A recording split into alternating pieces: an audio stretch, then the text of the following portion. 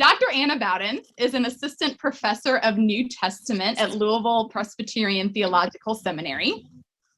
She holds a PhD in New Testament and early Christian literature, as well as a Master of Theology and Hebrew Bible from Bright Divinity School in Fort Worth, Texas.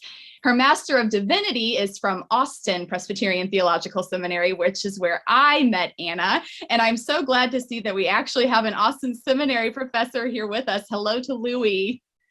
Anna's scholarship is part of an emerging field in historical studies that seeks to reframe the way history is done by shifting the focus from above to below, from those who held power in society to those who have less power in society. Her particular focus is on the lives of first century Jesus followers in Roman-controlled cities. So something like the people who we meet in the Book of Longings. And her studies focus on how the New Testament demonstrates how these early followers of Jesus negotiated their commitment to God's transformative purposes amidst their imperial context. Her dissertation focused on the marble economy of Roman Ephesus, which makes her uniquely qualified to speak to Jesus's occupation in the Book of Longings, among other things. I am so lucky to count Anna as one of my closest friends, and I am delighted to introduce her to you and for you all to have this opportunity to learn from her. So with that, I will turn it over to Anna. Okay, hello everybody. Thank you so much for inviting me to come and to read the Book of Longings alongside all of you. Give me just a second. I want to share my screen.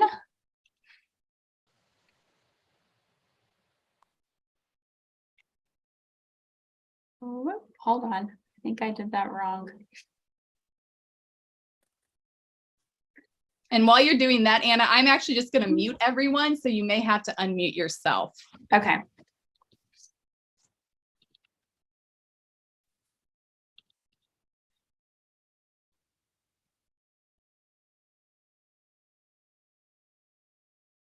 Okay.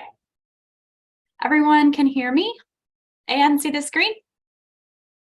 All right, great. So I thought I would just say a little bit about myself, although Sudi has said most of it for me.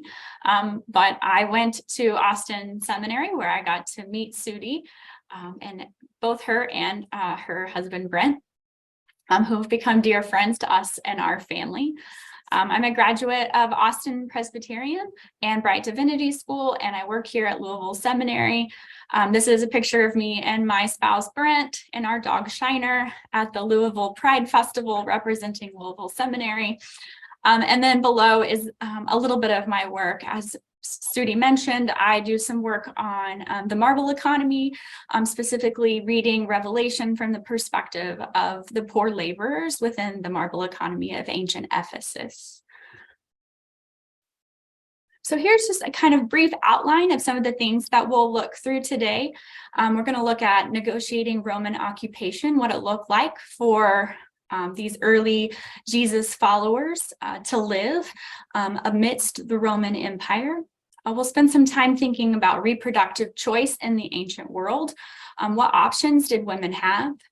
And I will offer a little bit of information about labor in the ancient world, but I promise not to bore you with all of the details and specifics of the different occupations, but give you a little bit of an overview of what labor looked like and specifically highlighting some of the things in the Book of Longings. I'll end with a brief benefit of historical imagination. What is the benefit of reading books like this, and how does it help us read our Bible better? And I will leave some time at the end for Q&A. So if you have questions along the way, feel free to go ahead and write them down, or you can type them in the chat, and at the end I'll make sure to get to as many of those as possible.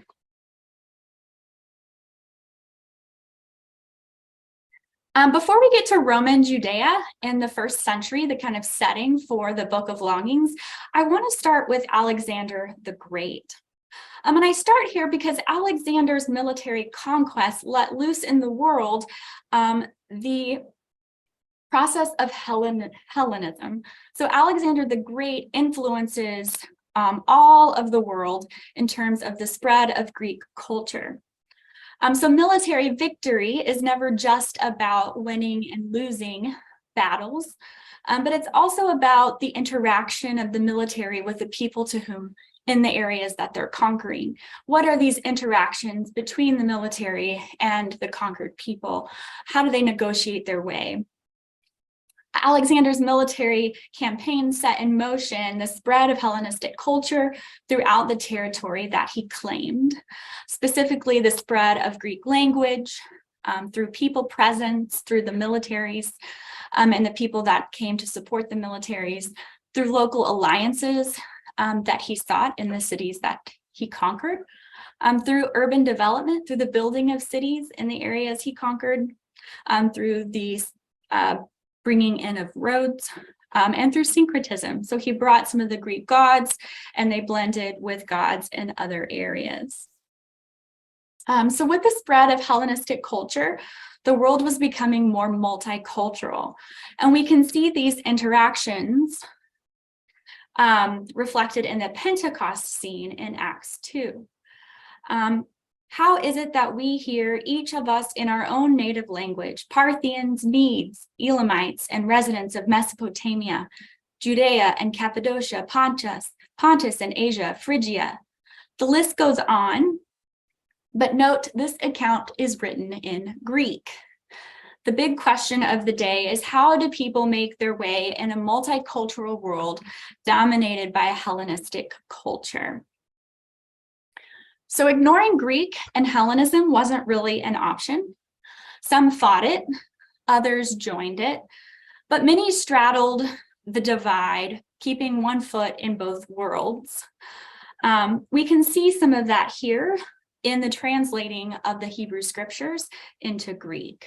So this was one of the ways that many Jews adapted to the context of Hellenism. Both adapting to Hellenism while protecting a tradition and identity that were important to them. This is important to us because the Septuagint later becomes a particular theological vocabulary, and a personal and political examples are taken from the Septuagint, social structures and ideas by which the Jesus followers could express the significance of Jesus. I always like to tell people that one of the things that I think this points out is in this multicultural world and what it looks like to negotiate this is you have a Hebrew Bible written in Greek language, given a Latin name, so Septuagint is Latin, with Roman numerals. So you can see that kind of multicultural influence within the Septuagint itself.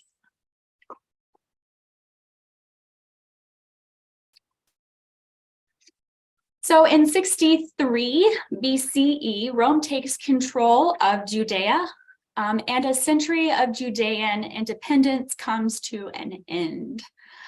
So by the 1st century, Rome dominates the territory and people around the Mediterranean Sea. Rome's empire extends towards Britain in the northwest, through present-day France and Spain in the west, across Europe and Turkey and Syria in the east, and as far south as North Africa.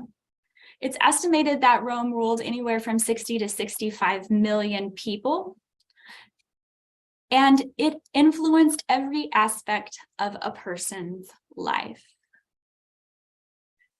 So Rome's rule was hierarchical and aristocratic. There were vast disparities of power and wealth. The empire was ruled by a small group of elites, so 2 to 3% of people shaped the social experience of all 60 to 65 million of the empire's inhabitants. Well, Rome also was an agrarian culture, and that wealth and power were based in land and land ownership. So elite ruled by hereditary control of the empire's primary resources of both land and labor to work the land. Again, it's estimated that the top 2 to 3% of the empire's inhabitants consumed 65% of its resources. So again, here, the majority of food, the majority of those natural resources are going to the top 2 to 3% of the empire. Rome was also legionary. It ruled by force. So there was a military presence in the countryside and in most cities, but it also controlled various forms of communication. I've shown you here the Judaica coin. This comes a little bit after the Book of Longings. This comes after 70 when the temple falls and Rome takes Jerusalem.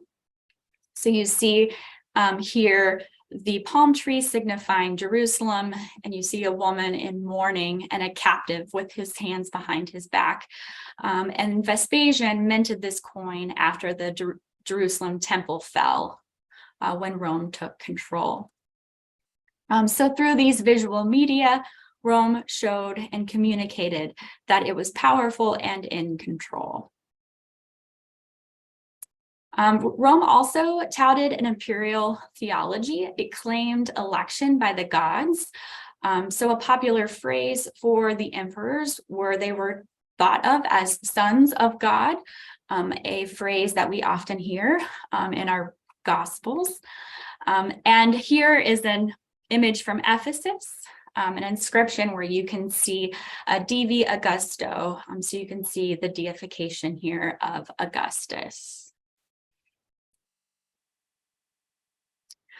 So how do we think about people's circumstances in the Roman Empire? What were the lives like of ordinary people?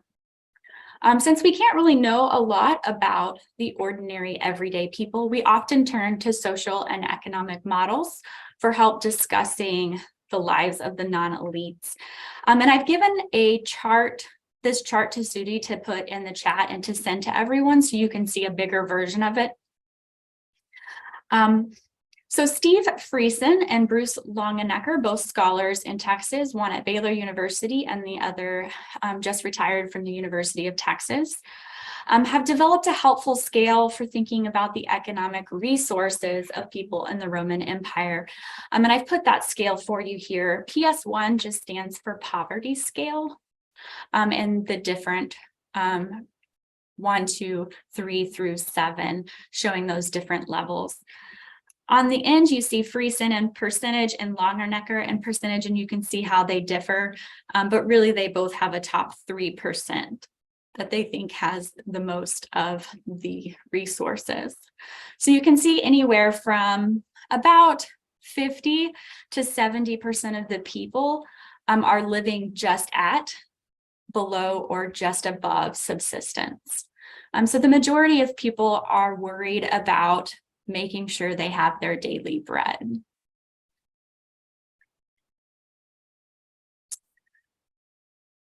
So for most people in empire, life was a perpetual struggle for survival. The powerful and wealthy controlled food production, food distribution, and consumption of food. Consumption of food expressed hierarchy and injustice, with abundance for a few and deprivation for many. Food shortages were frequent as a result of bad harvests, unfavorable weather, distribution difficulties, speculation in terms of crop production, wars, taxes, storage issues, etc. Other problems in terms of growing food included seasonal variation, storage limitation, and the limited range that food could travel. Food shortages meant for the people endemic undernourishment, chronic malnutrition. Poor nutrition meant diminished capacity for work, which meant diminished capacity for earning income, which meant continued food insecurity. The poor food supply is reflected in pervasive diseases of deficiency that have been found in skeletal remains from the Roman Empire. So we have kidney stones from lack of animal products, eye disease from vitamin A, shortages, rickets from a lack of vitamin D, calcium, and iron. Malnutrition also rendered people vulnerable to infectious diseases. Malaria, diarrhea, dysentery, cholera, typhus, meningitis. I think I'm painting the picture. High density in urban areas also led to inadequate sewage, garbage disposal, and limited sanitation. There was restricted water supply, inadequate water distribution, unhygienic storage, public baths, animal feces, flies, mosquitoes. Again, I think I'm painting a picture. Swollen eyes, skin rashes, lost limbs, measles, mumps, scarlet fever, smallpox, all of these were realities of first century urban life. Rome ruled through alliances with provincial elites, and one form of those alliances involved client kings, whom Rome established to rule certain territory in return for loyalty to Rome. The Book of Longings and our Gospels refer to several client kings from the Herodian dynasty who ruled Judea and Galilee. Herod the Great, he's known as, appears in Matthew 2. He is the king who opposes God by trying to kill the newborn Jesus, who has been commissioned to manifest God's saving purposes on earth. The Magi's announcement of a newborn, quote, king of the Jews threatens Herod, since he has been appointed Rome's king of the Jews. Matthew 2 reveals that Herod's attempts to defend his power, cataloging his elite strategies of allies, spies, lies, and murder, maintain these oppressive structures. But Herod wasn't all bad.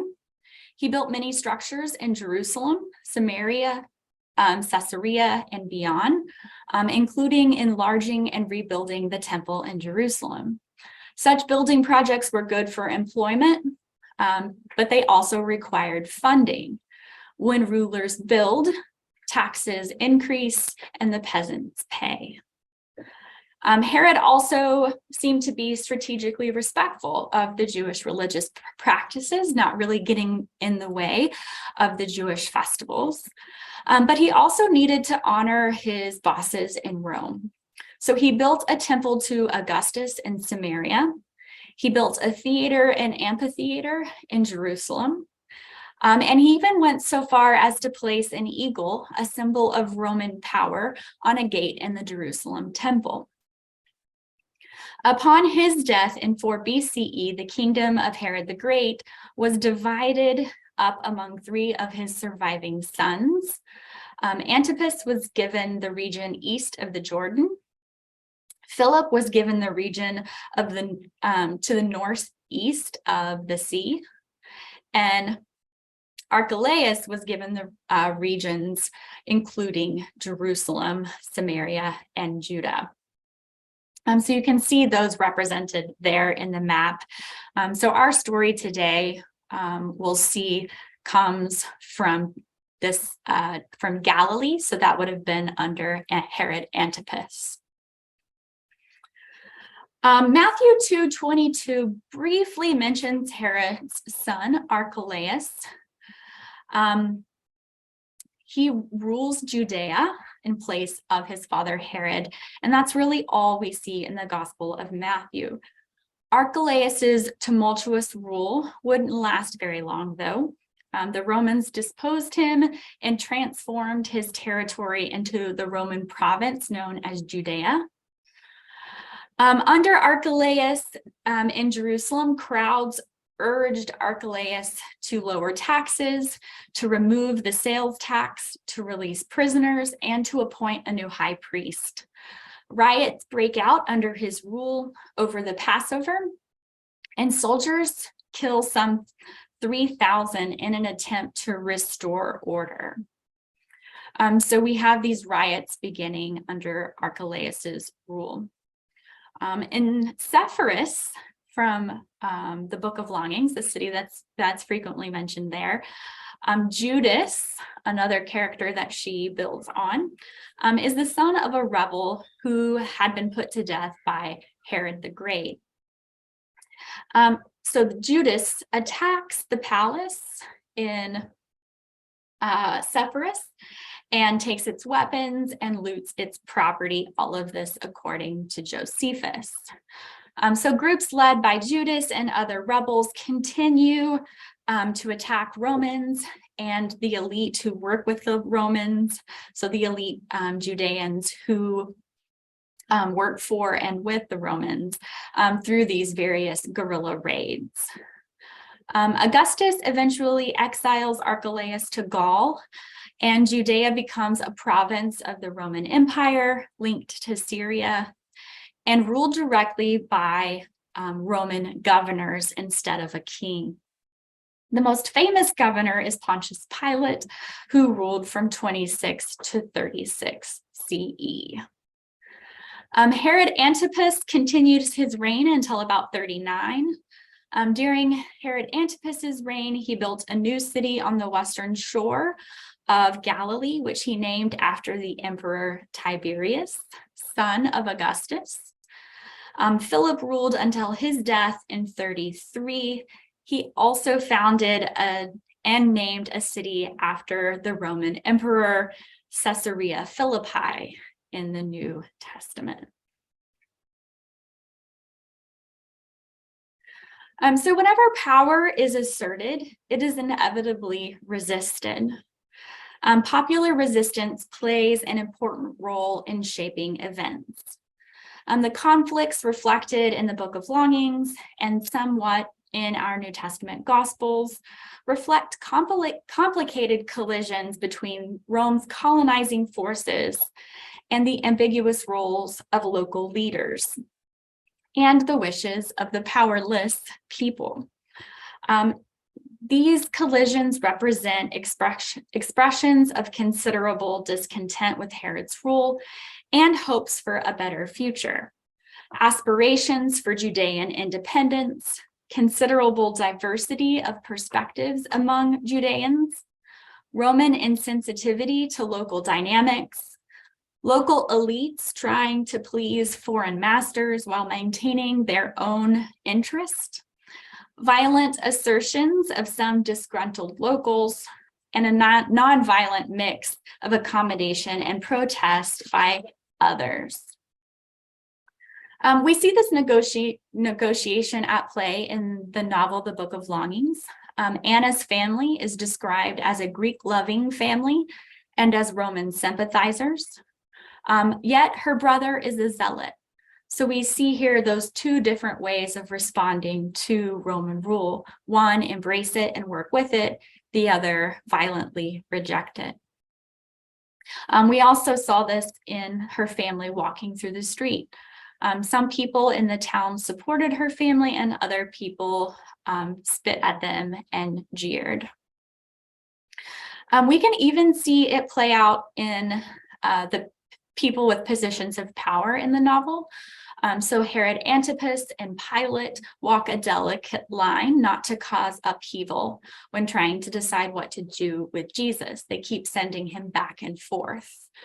He's arrested in Jerusalem, which falls under Pilate dominion, but Pilate learns he's from Caesarea, which means he's from Galilee. So he sends him to Herod and is like, no, you deal with him, because neither one of them really want to upset Rome if there are all of these violent riots that break out as a result of crucifixion.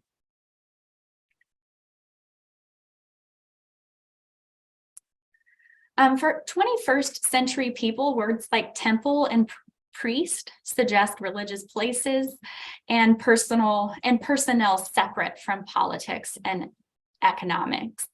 But that separation was not true for the first century, and it's not really helpful for reading the New Testament. Religion was much more public, civic, and political. That didn't make worship in the ancient world any less genuine. Rather, it just recognizes that places and personnel were embedded in a political economic structures of the Roman imperial world. So although temples conducted worship, they also provided religious or divine sanction for the political order, and they were instruments of elite economic and societal control. So the Jerusalem temple occupied a central place in Judean life as a center for worship and for national identity. Temple worship involved daily sacrifices, prayer, and readings and teachings from the Torah. Additional sacrifices were offered on Sabbaths and festivals. Priests comprised upper-level chief priests and lower-ranked priests. And to be a priest or a Levite required descent from a priestly or Levite family. From its beginning, the temple was deeply embedded in the politics, economics, and societal structures of the world. The temple leaders had to accommodate Roman demands for loyalty and cooperation. So Rome did not require local people to abandon their religious practices, but it did draw local religious observance into a supportive relationship with the empire, and it did exert some control over it.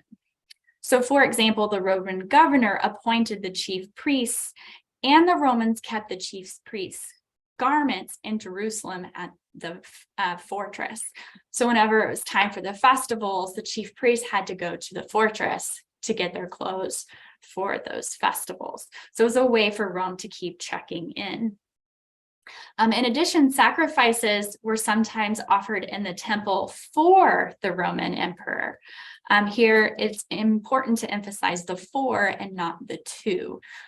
So Rome didn't make the temple give sacrifices to the emperor, but they were often offered on behalf of or for the emperor. So priests exercised and benefited from their political and economic power. The Gospels present Jesus in conflict with the Jerusalem-based leadership. For example, Jesus protests their insistence that honoring Sabbath means no work, a practice that could cause hardship and impoverishment for the majority poor people who needed daily labors. He criticizes the bullying, selling, and the practice of money changing. To attack these groups for Jesus is not to cleanse the temple, but it is to shut it down. He sees the temple as the central source of power. It's important to remember here, though, that Jesus isn't against Judaism. Jesus is Jewish. Here, Jesus is just against the ways in which he sees the temple preying on the poor and in collusion with Rome. So we see this in the Book of Longings as well. Jesus' language decenters the temple. Jesus is building another temple in Magdala and is inscribing things on that temple altar that are seen as solely for the Jerusalem temple. And he has this whole conversation with Anna about where does the temple belong and where is God. And he takes God out of the temple and puts God in the people. And then it's Anna who says, no, it's God is everywhere. But you see this decentering of the temple there. And then one more thing about Rome, crucifixion was reserved for the lower ranked, marginal, and provincial peoples. It was specifically used to punish rebellious foreigners. So when the revolt happened in Sepphoris, those rebels were all crucified. Here's a quote from Quintilian. Whenever we crucify criminals, the most frequented roads are chosen where the greatest number of people can look and be seized by fear, for every punishment has less to do with the offender than with the example. So Jesus is crucified as a rebel, both in the Book of Longings and in the Gospels. And even Barabbas in the Book of Longings is described as a rebel, as a zealot.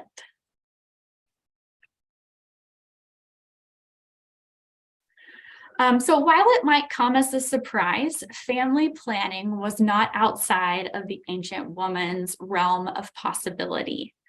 Women in antiquity had a spectrum of reproductive choices available to them.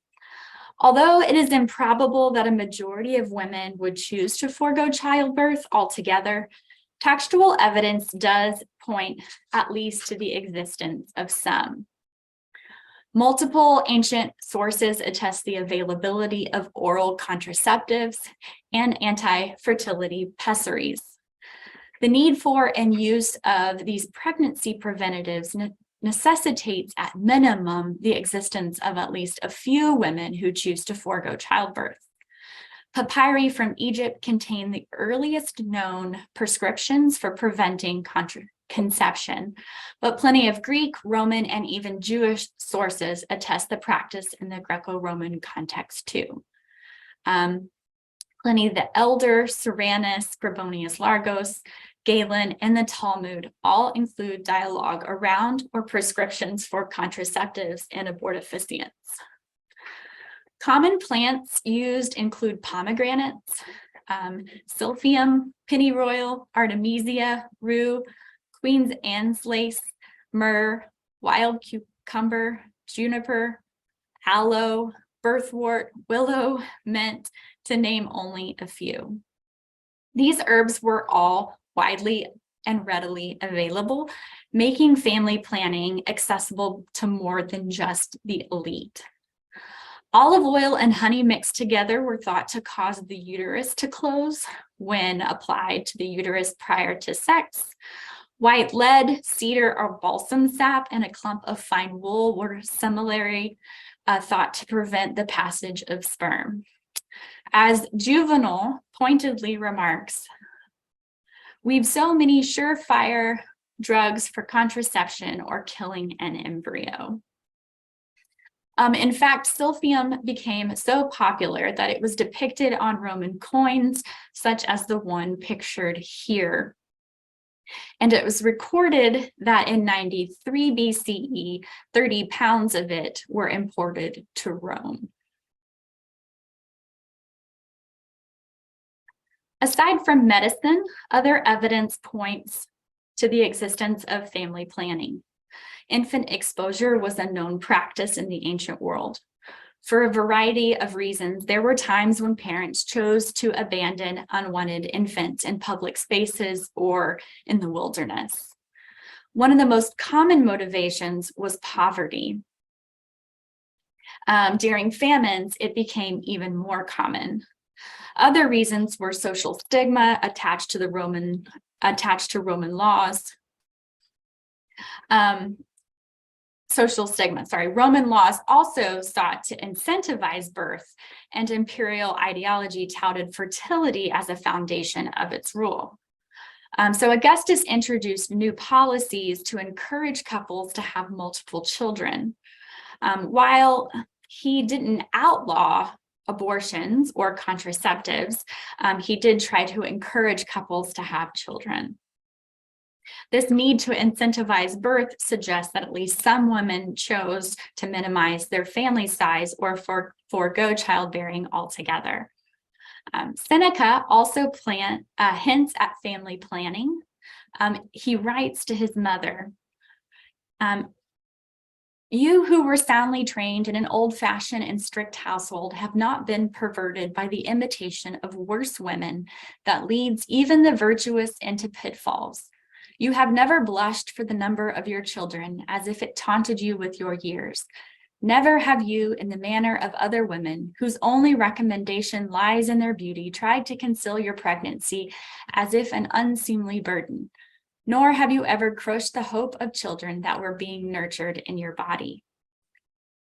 If we're willing to read beyond the ideology forming Seneca's praise of his mother, we can identify at least three types of women: a mother burdened by her children, a woman in an unwanted pregnancy, and a woman who has had an abortion. The need to name them as perverted requires that they exist. Aside from accusations that Seneca throws at these women, there are other less shallow reasons women might engage in family planning. For one, pregnancy-related deaths were one of the leading causes of mortality in the ancient world for both the mother and the child. Pregnancy was dangerous. Widespread malnutrition and disease elevated the rates of miscarriages and complications during pregnancy. Women who worked had even more of an urgent need to prevent pregnancy. Some trades weren't conducive to working during pregnancy or postpartum. Pictured on this slide is another coin of a woman sitting next to a syphilum plant. So here are the three places in the Book of Longings where we see the use of contraceptives and pessaries. So Anna's mother pretends to be barren. She swallows oral contraceptives and uses pessaries. Anna suspects she never wanted any children, and her husband knowingly consents. Anna also takes oral contraceptives. She narrates that it wouldn't occur to her family that she could be pregnant because they thought of her as Jesus's barren wife. Because she doesn't have any children, because she's taking these contraceptives, people just assume she's barren. She demonstrates here negotiating one's identity when she chooses a second time to take oral contraceptives. This story also illustrates the financial hardships that accompany childbirth. And then Jesus's response when she tells him the second time, he says, "I won't judge the knowing in your heart or what choice you make."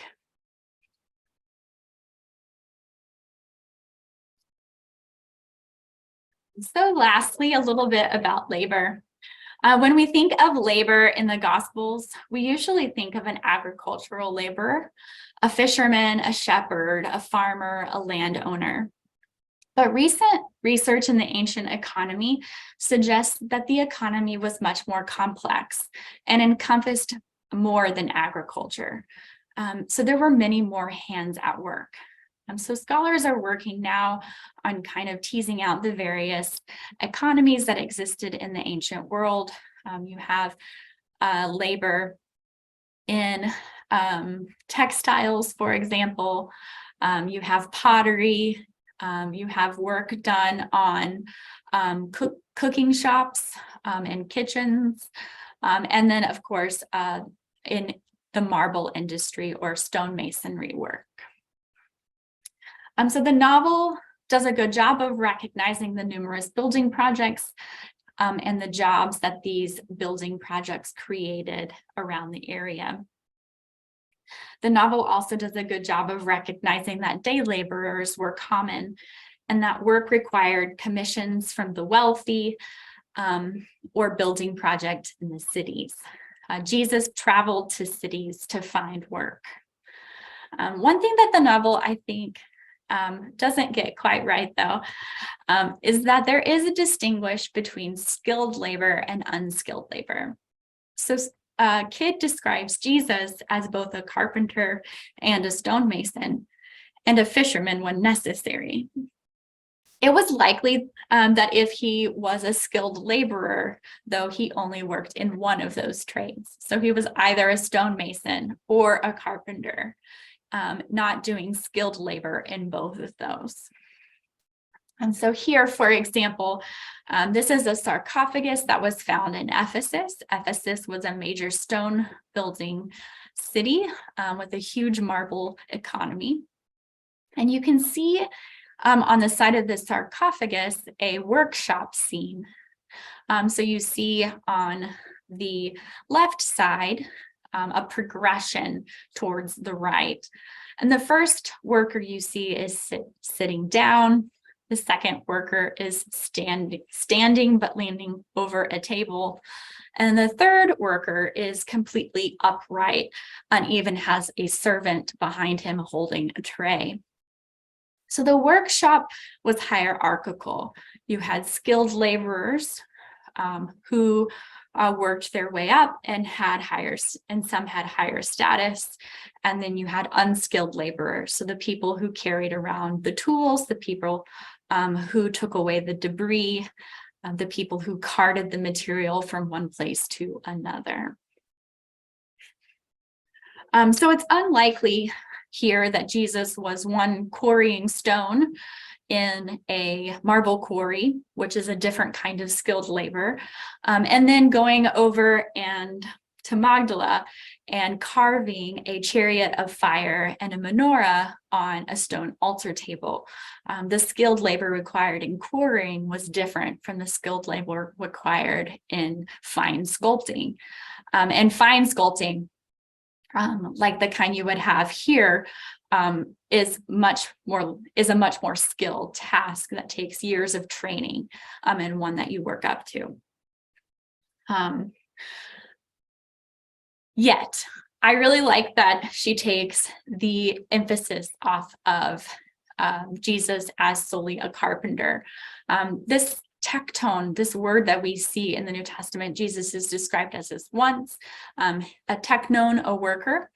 And we have thought for centuries that means carpenter, but this word is used to describe various trades.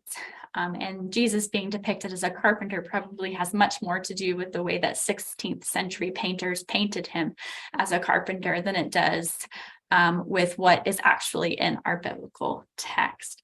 So with the amount of building projects and stonework that went on in Sepphoris and Galilee and Jerusalem, it is likely that Jesus might have been working with stone either as a skilled laborer or as unskilled laborer, carting debris away from the city or carting wares from one location to another.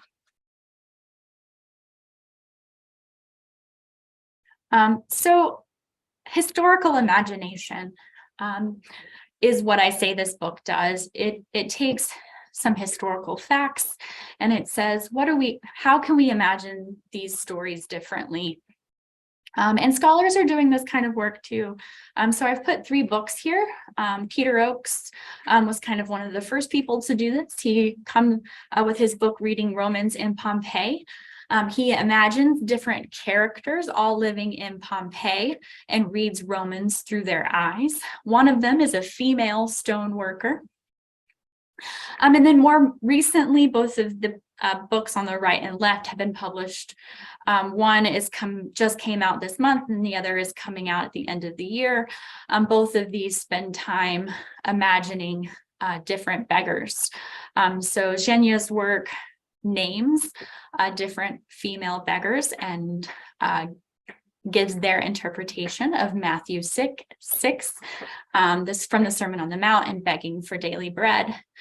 And Jill's work looks at different people in the Gospels who have been healed, and she's asking whether or not the healing is helpful in those contexts, or if it puts them in a more vulnerable state.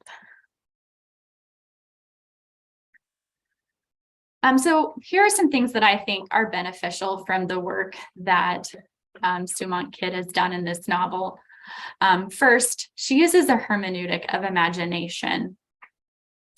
So the story of Anna and Judas encountering a man penned beneath a marble slab brings to our attention the link between health, labor, and poverty. And I think this is an important link, right? When we hear all of these stories of Jesus healing a man with a withered hand. I think thinking about this story of Anna and Judas encountering this man pinned beneath a marble slab helps us bring a new way of thinking about the man with the withered hand. Is his hand withered from an accident at a job scene? And is healing it a way to get him back into being able to labor and to provide financially for himself and his family? Imagining Anna and other women had reproductive choice offers new ways to approach the stories of women in Scripture. How many barren women are barren by choice? How have our assumptions about reproductive choice informed our readings of childless women in the Bible? And whose story might we hear differently? Paying attention to various ways people negotiate powerlessness also allows us to reimagine Judas and other characters in the New Testament. Kidd's presentation of Judas exposes how much we fill in the blanks when we read and interpret his character from our gospel accounts. I just thought she did a really good job here of showing how it's possible that Judas, or at least if we look at just Judas in her book, the way that she's presented Judas is less betraying Jesus as much as he has a different idea of what it looks like to resist Rome.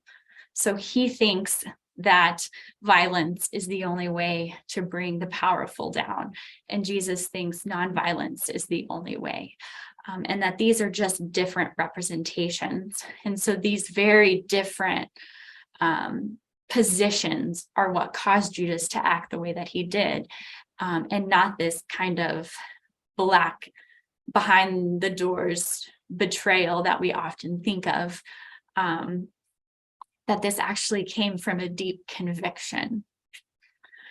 So again, we can't know the historical Judas's agenda, but I think this provides another way of thinking about it. And we know these kinds of conversations and these kinds of ways that people negotiated their powerlessness differently existed during that time. And then Anna's negotiation with Herod gives us a new way to think about idolatry and adultery. So if you have read that far in the novel, you know that she negotiates. Herod wants to make an image of her, which isn't allowed in Jewish tradition. But she permits Herod to do that if he frees Judas. So she's willing to negotiate her own culture with Herod, who represents Roman culture. And people call her an idolater and an adulterer when they hear about this. So it makes me wonder if we can think differently about Jezebel, who's named in Revelation, both as an idolater and an adulterer. Maybe she just has a different understanding or a different way of negotiating power. Did she allow someone to make an image of her? Does she think making an image is okay? So for example, if you have an early Jesus follower who's a marble worker and has been tasked to make a mosaic of, say, the one that Herod made on the bath floor, as a Jewish Jesus follower, could you participate in the making of the mosaic? Or is that considered to be idolatrous? And people negotiated that in different ways. And I think the story of Anna and Herod really highlights that.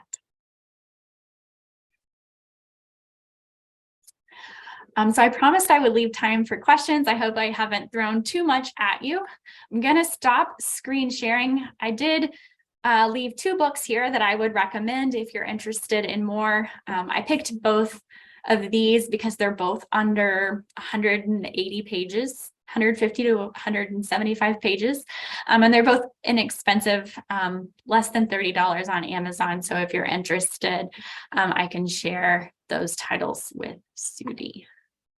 Let us thank Anna for her time and her expertise. Thank you all for your invitation. Thank you. Great job. Thank you, Dr. Great Anna. job.